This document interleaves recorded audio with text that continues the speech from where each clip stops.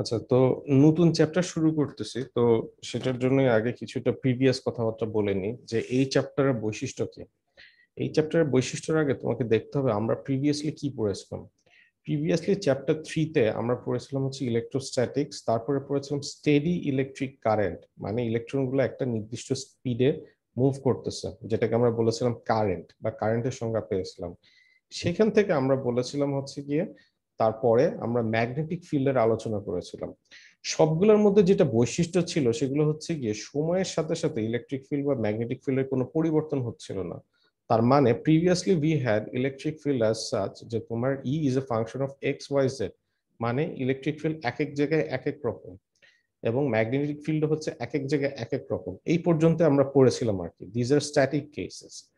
But now আমরা যেটা চিন্তা করব সেটা হচ্ছে কি, যদি ই এর ভ্যালু চেঞ্জ হয়, মানে ফার্স্ট সেকেন্ডে ই এর ভ্যালু একরকম আছে, দ্বিতীয় সেকেন্ডে ই এর ভ্যালু অন্যরকম হয়ে গেছে, থার্ড সেকেন্ডে আর একরকম হয়ে গেছে, সুতরাং addition to X Y Z it is also a function of time.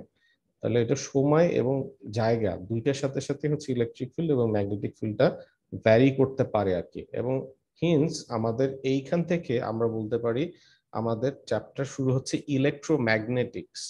আমাদের যে কোর্সের নাম ইলেকট্রোম্যাগনেটিক্স, এখানে কিন্তু ইলেকট্রনিক মানে স্ট্যাটিক ইলেকট্রিক ফিল্ড এবং ম্যাগনেটিক ফিল্ড এই দুইটা মিলাই কিন্তু ইলেকট্রোম্যাগনেটিক্স নাম দেওয়া হয়েছে। তো এইটার উৎপত্তি কোথায়? এইটার উৎপত্তি বোঝার জন্য এই যে যেই অংশটুকু আমি স্ক্রিনশট নিয়ে তোমাদেরকে দেখাচ্ছি, দিস ইজ ভেরি ইম্পর্টেন্ট। আমাদের চার্জগুলো যখন স্থির ছিল, যেমন একটা পজিটিভ চার্জ বা একটা নেগেটিভ চার্জ বা ইলেকট্রন, আমরা যেখান থেকে আসলে এই ফিল্ডগুলোর উৎপত্তি, এই ফিল্ডগুলো যখন স্থির ছিল সেখান থেকে তৈরি হয়েছিল হচ্ছে গিয়ে ইলেকট্রোস্ট্যাটিক ফিল্ড বা স্ট্যাটিক ইলেকট্রিক ফিল্ড। যখন এই চার্জগুলা একটা নির্দিষ্ট স্পিডে, মানে তাদের স্পিডের পরিবর্তন হচ্ছিল না সময়ের সাথে সাথে, যাকে বলা হয় steady current, in that case what we will get is magnetostatic field. মানে ইলেকট্রনগুলো যদি সেম স্পিডে মুভ করে, এদের অ্যাক্সেলারেশন হয় না, মানে এর ভ্যালু হচ্ছে গিয়ে জিরো, ভেলোসিটি আছে কিন্তু অ্যাক্সেলারেশন নাই, এইরকম কেসে এবং সময়ের সাথে সাথে যেহেতু পরিবর্তন নাই ভেলোসিটি, তার মানে অ্যাক্সেলারেশন জিরো আর কি। স্টেডি কারেন্ট যদি হয় সেক্ষেত্রে আমরা পাই হচ্ছে কি স্ট্যাটিক ম্যাগনেটিক ফিল্ড বা ম্যাগনেটোস্ট্যাটিক্স। যদি সময়ের সাথে সাথে এই কারেন্টের ভ্যালুটা একবার বেড়ে যায় কমে যায়, সেরকম যদি হয়, বেড়ে যায় কমে যায় মানে কি, এই যে সময়ের সাথে সাথে তোমার হচ্ছে গিয়ে ইলেকট্রন এক সময় প্রথম ইয়েতে তোমার ধরো 3 মিটার পার সেকেন্ড স্পিডে মুভ করতেছে, একটু পরে সেটা হচ্ছে গিয়ে 5 মিটার পার সেকেন্ডে মুভ করতেছে, তারপর ধরো এটা এরকম মুভ করলো আর কি। পরিবর্তন হচ্ছে সময়ের সাথে সাথে, এইটার ভেলোসিটি হচ্ছে গিয়ে পরিবর্তন হচ্ছে। সেই ক্ষেত্রে যে কোনো ধরনের যদি পরিবর্তন হয় সময়ের সাথে, সেটাকে আমরা বলি হচ্ছে কি ইলেকট্রোম্যাগনেটিক ফিল্ড। সুতরাং দ্যাট ইজ ইট, মানে ইলেকট্রোম্যাগনেটিক্স কেন সাবজেক্টের নাম দেওয়া হয়েছে এখান থেকে তোমরা হোপফুলি বুঝতে পারতেছো আর কি। ইলেকট্রোম্যাগনেটিক্স মানে ইলেকট্রিক ফিল্ড এবং ম্যাগনেটিক ফিল্ড দুইটাকে আমরা এখন মিশাবো। এবং সেটা কখন মিশে, যখন এটা সময়ের সাথে সাথে পরিবর্তন হয়, তখন হচ্ছে ইলেকট্রোম্যাগনেটিক ফিল্ড, মানে ইলেকট্রিক ফিল্ড এবং ম্যাগনেটিক ফিল্ড দুইটাই থাকে, সেই কারণে এটা নাম দেওয়া হয়েছে electromagnetic field. So electromagnetic field পড়ার প্রথমেই আমাদেরকে যে জিনিসটা জানতে হবে সেটা হচ্ছে কি ফ্যারাডেজ ল। 1831-এ ফ্যারাডে ল দিছিল আর কি। তার মানে চিন্তা করে দেখো কোন আমলে এই ফ্যারাডেজ লটা আবিষ্কার হয়েছে, আজ থেকে 200 বছরেরও আগে। An induced EMF মানে VEMF in volts in any closed circuit is equal to the time rate of change of magnetic flux linking the circuit। তার মানে ম্যাগনেটিক ফিল্ড সময়ের সাথে সাথে যে পরিবর্তন হচ্ছে, সেই পরিবর্তনের উপর ডিপেন্ড করবে যে তুমি এখানে কি পরিমাণ ইলেকট্রিক ফিল্ড পাচ্ছ বা কি পরিমাণ ভোল্টেজ পাচ্ছ। এই কথাটার আমরা আরো বিস্তারিতভাবে আসলে আজকে এই একটা ল এরই হচ্ছে কি আমরা বহু ধরনের জিনিস পড়বো, সুতরাং এটা নিয়ে আমি খুব বেশি আর কথাবার্তা বলতেছি না, খুব বেশি এক্সপ্লেনেশনে যাচ্ছি না। জাস্ট একটা ক্লোজ সার্কিটের মধ্যে যদি তোমার ম্যাগনেটিক ফ্লাক্স পরিবর্তন হতে থাকে, তাহলে হচ্ছে গিয়ে আমরা একটা ভোল্টেজ পাবো, যে ভোল্টেজটা তুমি মাল্টিমিটার দিয়ে মাপতে পারবা। ফ্যারাডেজ ল হচ্ছে কি এটাই বলে। লেন্স তার 3 বছর পরে আরেকটা ল দিয়েছে, সেটা হচ্ছে কি মাইনাস সাইনটার মিনিংটা কি। The negative sign shows that the induced voltage acts in such a way that it opposed to the flux producing it। তার মানে আমি যদি একটা ম্যাগনেটিক ফিল্ড পরিবর্তন করি, ম্যাগনেটিক ফিল্ড পরিবর্তনের ফলে যে ইয়েটা হবে, ম্যাগনেটিক ফিল্ড পরিবর্তনের ফলে আমাদের যেই ম্যাগনেটিক ফিল্ড পরিবর্তনের ফলে যে ভোল্টেজটা তৈরি হবে, এই ভোল্টেজটা হবে একটা আরেকটার অপোজিট, মানে যেই ইএমএফটা তৈরি হবে সেই ইএমএফটা আবার হচ্ছে গিয়ে অরিজিনাল যে ফ্লাক্সটা আছে সেটাকে বাধা দিবে। এই যে বাধা দেওয়াটা, এইটাকেই হচ্ছে গিয়ে এক্সপ্লেন করেছেন হচ্ছে গিয়ে লেনজেস ল দ্বারা। মানে মাইনাস সাইনটার মানে হচ্ছে গিয়ে তাই যে এইখান দিয়ে একটা কারেন্ট ফ্লো হবে, কারেন্টের ফলে এখানে হচ্ছে কি একটা ফিল্ড তৈরি হবে, এই ফিল্ডের পরে যে হচ্ছে এই ফিল্ডের ডিরেকশনটা এমন হবে যে সে হচ্ছে অরিজিনাল কারেন্টটাকে ফ্লোকে বাধা দিবে আর কি, মানে একটা আরেকটার অপোজিট। দ্যাট ইজ দ্য মানে meaning of Lenz's law. Lenz's law related আমি কিছু ভিডিও তোমাদেরকে দিয়েছি, ওই ভিডিওগুলো তোমরা কুইজের পরে ধীরে সুস্থে যখন এই চ্যাপ্টারটা পড়া শুরু করবো তখন দেখে নিও। আচ্ছা, যেহেতু বললাম যে এই সূত্র নিয়ে আসলে আজকে সমস্ত আলোচনা, সুতরাং hopefully at the end of the class you will be able to মানে put everything together and make a sense out of this. তো প্রথম আমরা যেটা পড়বো সেটা হচ্ছে কি fundamental postulate of electromagnetic induction. প্রত্যেকটা চ্যাপ্টারের প্রথমে আমরা যেহেতু ফান্ডামেন্টাল পোস্টুলেট পড়তেছি, এই চ্যাপ্টারের প্রথমে ফান্ডামেন্টাল পোস্টুলেট দেখি। এইটা আসলে হচ্ছে কি ফ্যারাডেজ লটাই, fundamental postulate of electromagnetic induction এইটাই, কিন্তু এটাকে বলা হয় হচ্ছে কি ফ্যারাডেজ ল। তো ফ্যারাডেজ ল যদি এইভাবে করে বলো, curl of E is equal to minus del del T of B. আমরা কিন্তু ইলেকট্রোস্ট্যাটিক্সে পড়েছিলাম হচ্ছে গিয়ে curl of E is equal to হচ্ছে গিয়ে জিরো। যখন স্ট্যাটিক ইলেকট্রিক ফিল্ড থাকে তখন তার কার্লের ভ্যালু হচ্ছে গিয়ে জিরো। কিন্তু কার্ল অফ ই এর একটা ভ্যালু হতে পারে কখন, যখন বি ফিল্ড সময়ের সাথে সাথে পরিবর্তন হয়, বা ম্যাগনেটিক ফিল্ডটা তুমি যদি সময়ের সাথে সাথে পরিবর্তন করতে পারো, in that case curl of E এর একটা ভ্যালু পাবা। তো এই যে জিনিসটা, এটাই হচ্ছে ফ্যারাডেজ ল, যেটা আমি বললাম যে আমরা আজকে সারাদিন এটা নিয়ে আলোচনা করবো। সুতরাং এইটার ইকুয়েশনটা একটু পরে হয়তো আর একটু ভালো মিনিং পাবো আর কি। তো এটা নিয়ে খুব বেশি এক্সপ্লেনেশনে না যে আমরা দুই পাশে যদি সারফেস ইন্টিগ্রেশন করি, তাহলে curl of E dot DS এটাকে যদি সারফেস ইন্টিগ্রেশন করি, তাহলে সারফেস ইন্টিগ্রেশন থেকে আমরা যদি স্টোকস থিওরাম ইউজ করি লাইন ইন্টিগ্রেশনে চলে আসবে এটা। আর আমরা ডাইনে দেখতে পারি যে ডাইনে B dot DS, surface integration of B dot DS তুমি যদি বলো, এই জিনিসটাকে আমরা বলতে পারি হচ্ছে কি ফাই। আমরা লাস্ট ক্লাসে এভাবে ডিফাইন করছিলাম, এটাকে আমরা ফাই বলতে পারি আর কি, ফাই বা ফ্লাক্স। মানে ফ্লাক্স পরিবর্তন is equal two E dot DL. এইটাই হচ্ছে কি আসলে আমাদের ফান্ডামেন্টাল পোস্টুলেট, বা তুমি এটাকে বলতে পারো ফ্যারাডেজ ল এর এটা হচ্ছে কি ডিফারেন্সিয়াল ফর্ম, আর এটা হচ্ছে কি ইন্টিগ্রাল ফর্ম।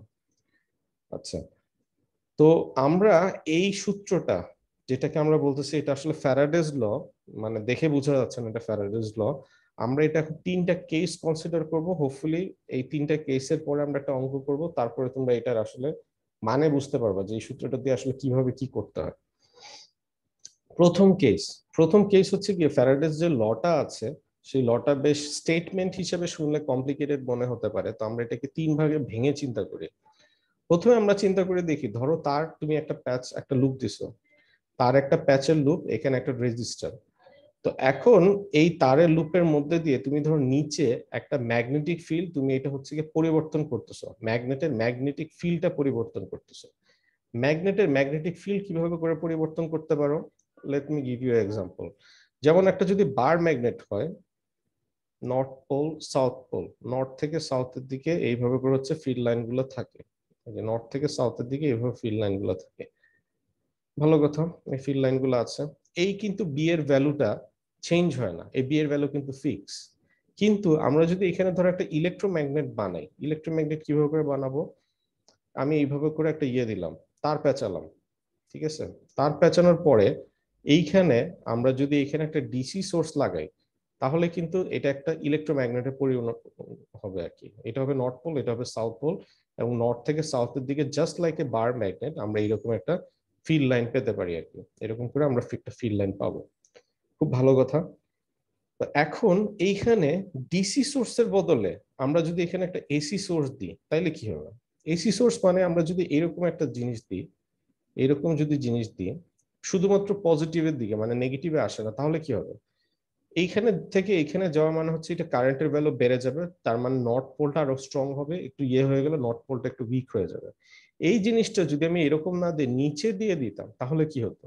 নিচে দিয়ে দেওয়া মানে হচ্ছে গিয়ে যে এইটা একবার নর্থ পোল ছিল উপরের অংশে, কমতে কমতে জিরো হয়ে গেছে, তারপরে নর্থ পোলটা কি হয়ে গেছে, সাউথ হয়ে গেছে, এবং সাউথ পোলটা নর্থ হয়ে গেছে, তার মানে এটা পোলটা ফ্লিপ হয়ে যাবে, নর্থটা সাউথ, সাউথটা নর্থ হয়ে যাবে, এইভাবে করে পরিবর্তন হয়ে যেতে পারে।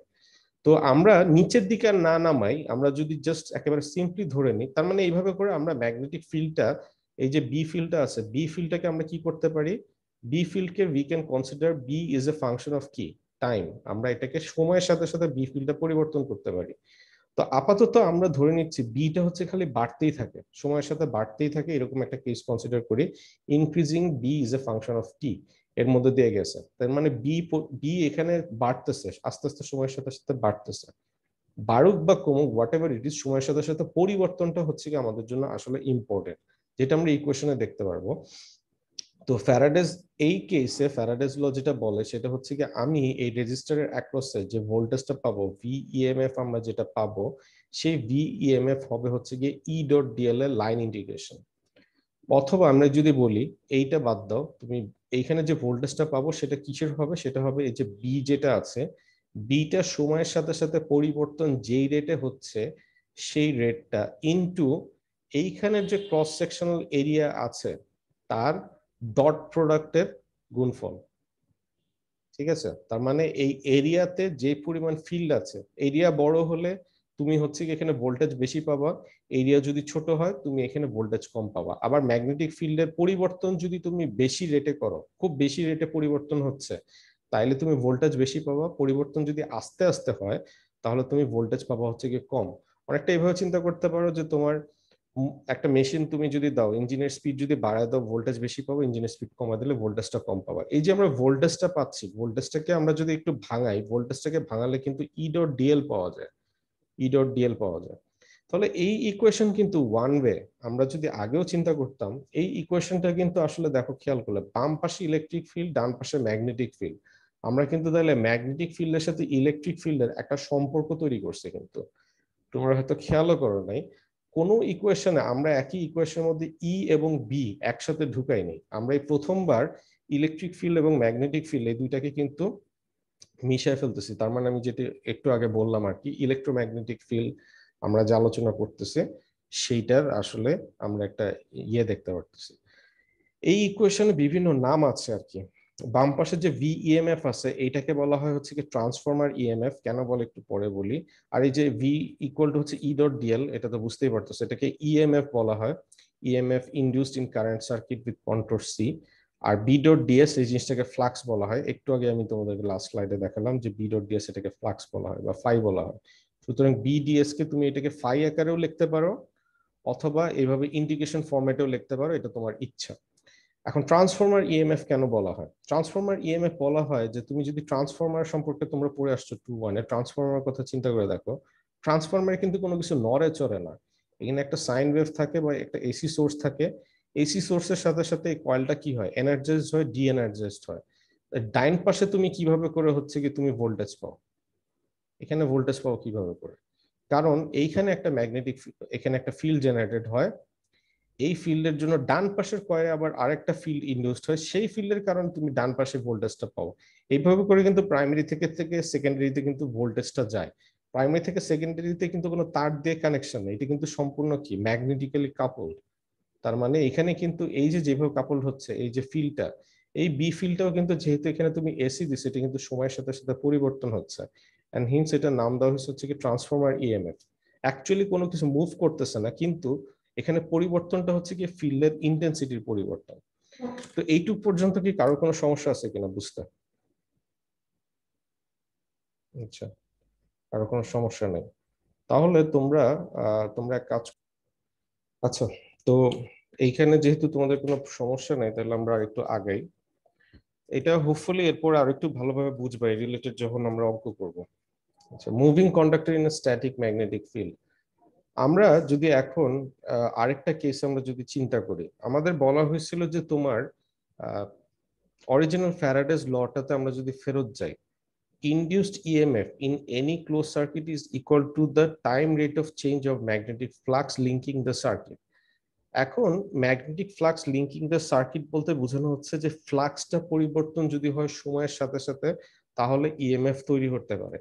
তাহলে আমরা এখানে দেখছিলাম ফ্লাক্সটা পরিবর্তন হচ্ছে, বা তুমি বলতে পারো সার্কিটের রেসপেক্টে ফ্লাক্সটা পরিবর্তন হচ্ছে। এখন আমরা যদি একটা কেস চিন্তা করি, ফ্লাক্স পরিবর্তন হয় না কিন্তু সার্কিটটাই পরিবর্তন হয়, তাহলে কি হবে? এখন সার্কিট পরিবর্তন হওয়া মানে কি? সার্কিট পরিবর্তন আমরা আসলে নর্মালি বুঝি না, কিন্তু এখানে হোপফুলি দেখো বুঝতে পারো কিনা। এখন আমি ধরে নিলাম যে বি ফিল্ডটা হচ্ছে কি আমাদের স্ক্রিন থেকে ভিতরের দিকে, এই যে ক্রস চিহ্ন দিয়ে বোঝানো হচ্ছে স্ক্রিন থেকে ভিতরের দিকে আমাদের বি ফিল্ডটা আছে। এইরকম একটা ফিল্ডের মধ্যে আমাদের এই সার্কিটটা আছে, দুইটা রেল আছে, দুইটা রেলের মাঝখানে আরেকটা রেল আছে। তো এই রেলটা ডাইনে বামে হচ্ছে কি তুমি মুভ করতে পারো। তাহলে ডাইনে বামে মুভ করলে আসলে কিভাবে পরিবর্তন হয়? পরিবর্তনটা হয় এইভাবে করে যে ভিতরের যে এরিয়াটা আছে তুমি যদি চিন্তা করো, বিটা কিন্তু আমাদের পরিবর্তন হচ্ছে না, কিন্তু মাঝের যে এরিয়াটা আছে সেটা চেঞ্জ হচ্ছে।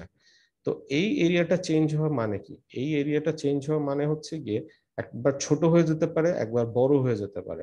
ছোট বা বড় হয়ে গেলে কিন্তু রিলেটিভ এরিয়াটা এই যে এখানে যে এরিয়াটা একবার ছোট হচ্ছে বড় হচ্ছে, তার মানে এটা কিন্তু পরিবর্তন হতে পারে আর কি।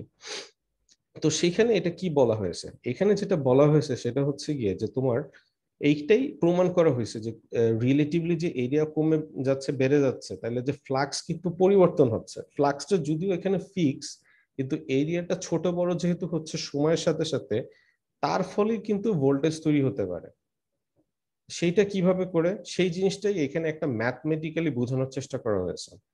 এইখানে ফোর্স যেটা হয়েছে সেটা হচ্ছে গিয়ে যে আমরা জানি force is equal to Q cross B. একটা ম্যাগনেটিক ফিল্ডের মধ্যে যদি একটা কিছু মুভ করে, আমরা একটা চার্জ যদি মুভ করি, তাহলে এই বারের জন্য এইখানে কি পরিমাণ চার্জ মনে হবে? U cross B. এই বারটা যেহেতু ইউ ভেলোসিটিতে বাম দিক থেকে ডান দিকে মুভ করতেছে, এবং ফিল্ডটা যেহেতু উপর থেকে ভিতরের দিকে, তাহলে ইউ ক্রস বি পরিমাণ আমরা এখানে ফোর্স পাবো। তাহলে এইটা কিউ দিয়ে তুমি যদি ভাগ করো, তাহলে আমরা যেটা পাই সেটা হচ্ছে গিয়ে একটা ইলেকট্রিক ফিল্ড টাইপের কিছু। ইলেকট্রিক ফিল্ড টাইপের কিছু কেন বলতেছে?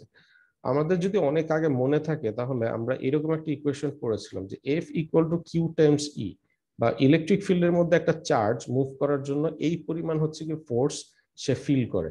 সেখান থেকে কিন্তু আমরা ইলেকট্রিক ফিল্ডের আমরা সংজ্ঞাটা দিয়েছিলাম যে limit Q tends to zero F divided by হচ্ছে গিয়ে কিউ। ঠিক আছে? So Q tends to zero বলতে কি বোঝানো হয়েছে? কিউ টেন্স টু জিরো বলতে বোঝানো হয়েছে যে আমাদের চার্জটা হচ্ছে গিয়ে খুবই কম, বা পয়েন্ট চার্জ বোঝানো হয়েছে। যে চার্জটা যখন খুব ছোট, একটা পয়েন্ট চার্জে যে পরিমাণ ফোর্স পায় সেটাই হচ্ছে আমাদের ইলেকট্রিক ফিল্ড। এইভাবে করে কিন্তু আমরা ইলেকট্রিক ফিল্ডের সংজ্ঞাটা আমরা দিছিলাম। তাহলে আমরা ফোর্সকে যদি চার্জ দিয়ে ভাগ করি, তাহলে কিন্তু আমরা একটা ইলেকট্রিক ফিল্ড টাইপের কিছু একটা পাওয়া উচিত। কিন্তু আমাদের এখন ফোর্সটা কিন্তু ম্যাগনেটিক ফিল্ডের জন্য, এই জন্য আমরা এখানে নর্মালি ই লিখি সারা সব সময়, কিন্তু যেহেতু ম্যাগনেটিক ফোর্সের জন্য আমরা একটা চার্জ দিয়ে ভাগ করছি, সেই জন্য আমরা ই এর নিচে এম দিছি একটা অ্যাডিশনাল, বোঝানোর জন্য এটা হচ্ছে ম্যাগনেটিক ফোর্সের ক্ষেত্রে আমরা হিসাবটা করেছি। তাহলে আমরা আবার আরেকটা জিনিস জানি, ইলেকট্রিক ফিল্ডকে তুমি যদি লাইন ইন্টিগ্রেশন করো, তাহলে আমরা একটা ভোল্টেজ পাই বা ইলেকট্রোস্ট্যাটিক পটেনশিয়াল পাই, যে পটেনশিয়ালটা মাল্টিমিটার দিয়ে আসলে আমরা মাপতে পারি। তাহলে ভিইএমএফ আমরা যদি এখানে দেখি, তাহলে সেটা কি হবে? তাহলে এইখানে আমরা যদি এটাকে লাইন ইন্টিগ্রেশন দিয়ে গুণ করতে পারি, তাহলে কিন্তু এখানে হিসাব অনুযায়ী ম্যাথমেটিক্যালি ভি শুড গেট এ কি ভিইএমএফ বা একটা ভোল্টেজ পেতে পারি।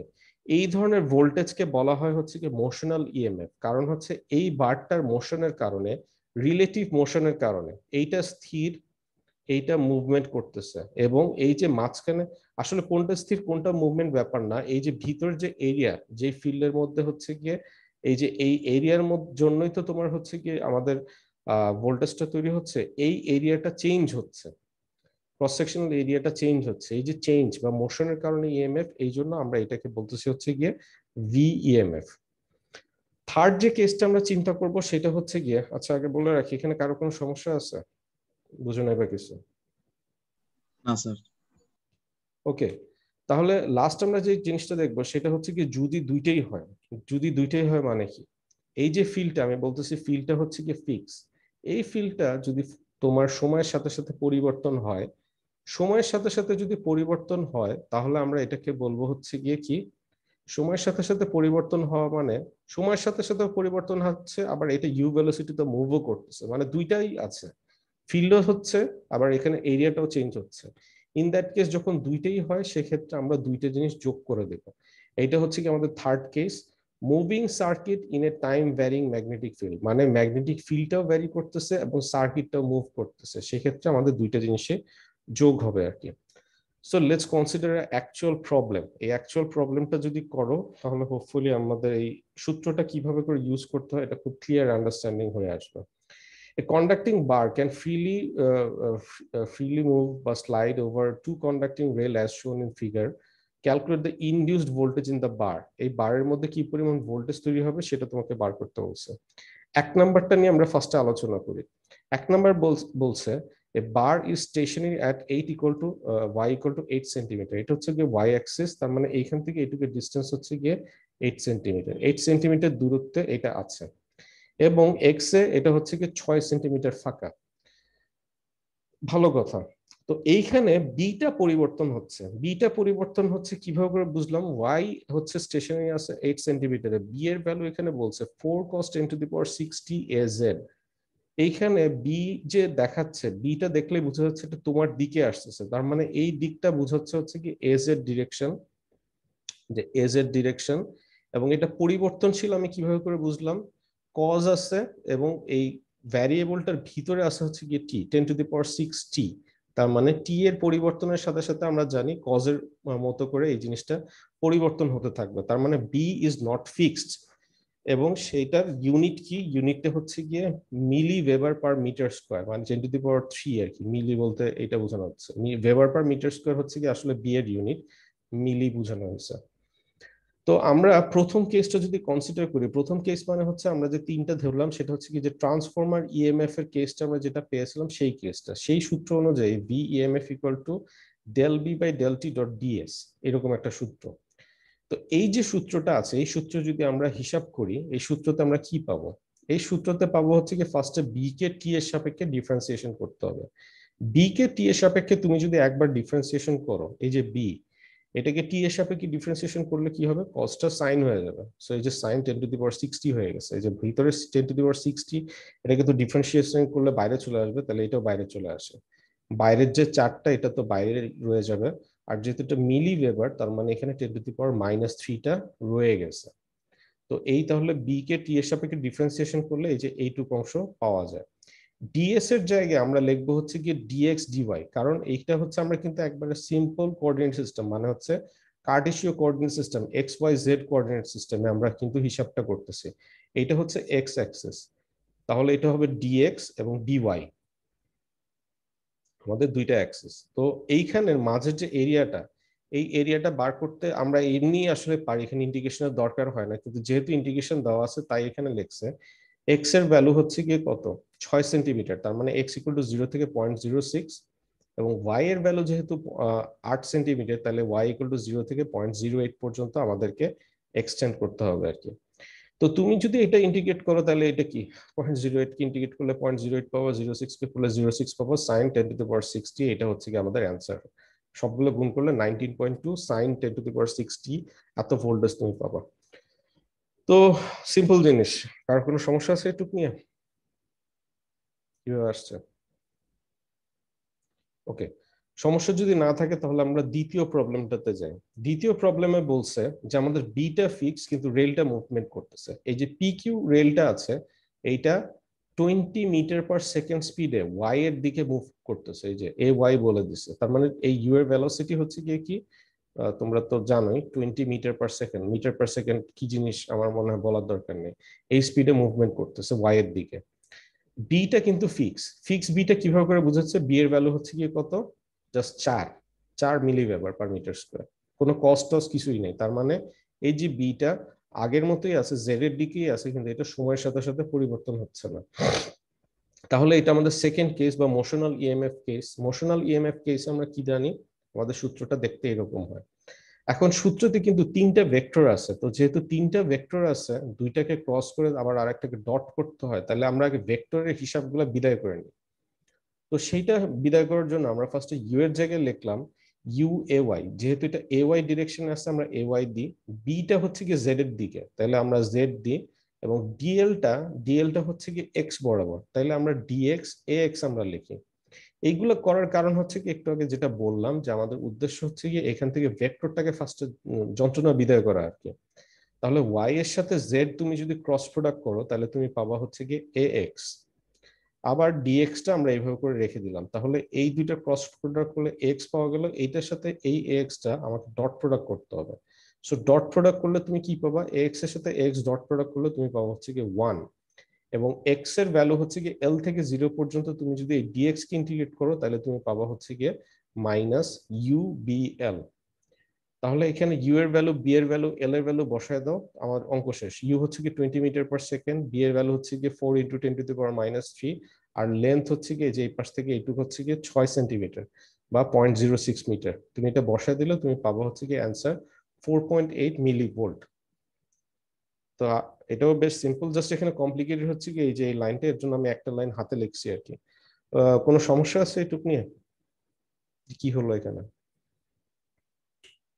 সমস্যা যদি না থাকে তাহলে থার্ড কেস হোপফুলি বুঝতে পারবা। থার্ড কেস আসলে দুইটাই আছে। থার্ড কেসে এখানে একটা ভেলোসিটি বলে দিচ্ছে 20 মিটার পার সেকেন্ড এবং B equal to 4 cos 10⁻60 - y, এরকম একটা জিনিস আছে।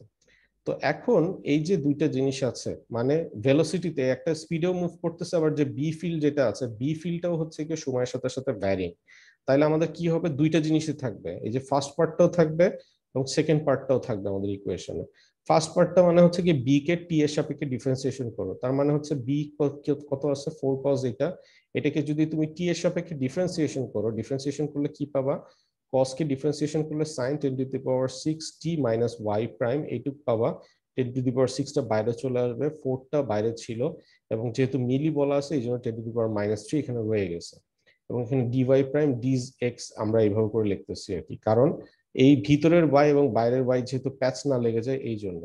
আর এখানে যেহেতু আমাদের ইন্টিগ্রেশন করতে হবে, ইন্টিগ্রেশনটা হচ্ছে গিয়ে এক্স এর বলে দেওয়া আছে ফিক্স 6 সেন্টিমিটার, তাহলে আমরা 0 থেকে 0.06 লিখলাম। ওয়াই এর ভ্যালু কিন্তু তোমাদেরকে বলে দেয়নি, ওয়াই এর ভ্যালু যেহেতু বলে দেয়নি তাহলে আমরা এটাকে এইভাবে করে রেখে দিলাম 0 থেকে ওয়াই পর্যন্ত এইটা। আর সেকেন্ড পার্টটা কি হবে, সেকেন্ড পার্টটা মানে ইউ ক্রস বিটা কি হবে, তুমি ইউ এর ভ্যালু লেখো 20 মিটার পার সেকেন্ড, বি এর ভ্যালু লেখো, বি এর ভ্যালু যে এখানে লিখে দেওয়া আছে, আর ডি এর ভ্যালুটা, ডিএল এর ভ্যালুটা লেখো। এই তিনটে জিনিস, তার মানে এই দুইটা জিনিস ক্রস প্রোডাক্ট করে এটার সাথে ডট প্রোডাক্ট করতে হবে আর কি। তাহলে ঠিক আগের মতোই তুমি যদি এইগুলাকে ইন্টিগ্রেশন করে গুণ করো তাহলে তুমি এটাকে পাবা। যেমন সাইন কে ইন্টিগ্রেশন করলে এখানে কজ হয়, কজ হচ্ছে কি 0 থেকে ওয়াই পর্যন্ত, এই যে 0 থেকে ওয়াই পর্যন্ত এই লিমিটটা রয়ে যাবে, এটা এখানে পরে আবার বসাইছে। এবং এই পরের পার্টটুক তুমি যদি এখানে দেখো এটা এইভাবে করে লিখেছে আর কি। সো এই আর কি, বাকিটা জাস্ট সিম্পলি হিসাব করেছে আর কিছুই না, তোমাদের বইয়ের থেকে আমি জাস্ট এখানে তুলে দেখাচ্ছি আর কি। তো এইভাবে করে হচ্ছে কি অঙ্কটা করা যায়, জাস্ট এখানে দুইটা কেস একই সাথে কনসিডার করা হয়েছে। তো এইটুক নিয়ে কারো কোনো সমস্যা আছে নাকি? এখানে দুইটা পার্ট জাস্ট কম্বাইন করা হয়েছে আর কি। আচ্ছা, সমস্যা নাই, যদি সমস্যা না থেকে থাকে তাহলে হচ্ছে কি আমার ক্লাসও আজকে শেষ।